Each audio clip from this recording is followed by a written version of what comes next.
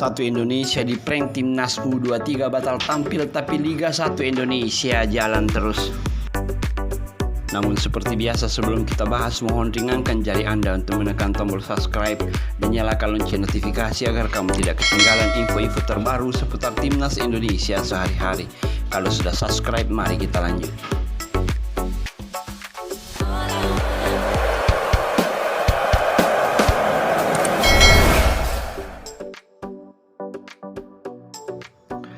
Timnas Indonesia batal tampil ke Piala AFF U23 2022. Komentator dan pengamat sepak bola Bung Toel kritisi PSSI karena seolah-olah punya standar ganda.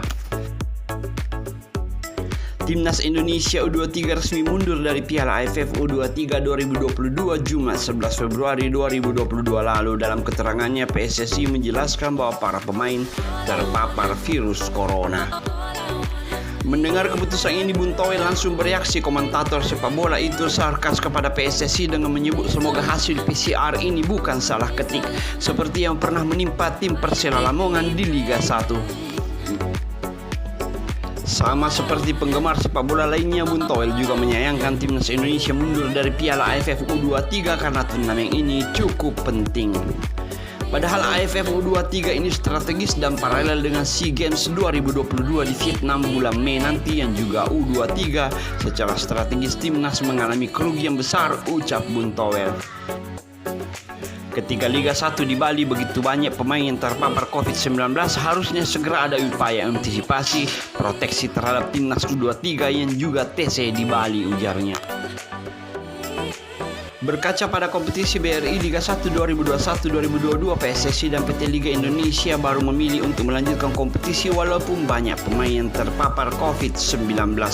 Bung Toel merasa jika PSSI menerapkan standar ganda untuk timnas dan tim Liga 1 satu pihak, mereka memilih membatalkan keberangkatan. Di sisi lain, mereka ingin melanjutkan kompetisi Liga 1. Ini lucu karena PSSI punya standar ganda di Liga 1. PSSI memerintahkan kompetisi jalan terus meski ada beberapa tim pemain yang terpapar COVID-19, tegas Bung Toel. Ketika menyangkut timnas, mereka nggak berani berangkat dan ambil pemain lain, padahal ketika klub kekurangan pemain, mereka dianjurkan mengambil pemain. Tapi ketika timnas mengalami situasi serupa seperti klub Liga 1 karena ada pemain yang positif COVID-19, mereka membatalkan keikutsertaan di AFF U23. Meski demikian, Bung Toel juga berharap keputusan PSSI adalah yang terbaik dan para pemain timnas Indonesia yang terpapar COVID-19 bisa segera pulih dan bisa bermain kembali di klubnya. Nah, bagaimana pendapatmu? Tulis di kolom komentar, tapi jangan lupa tekan tombol subscribe.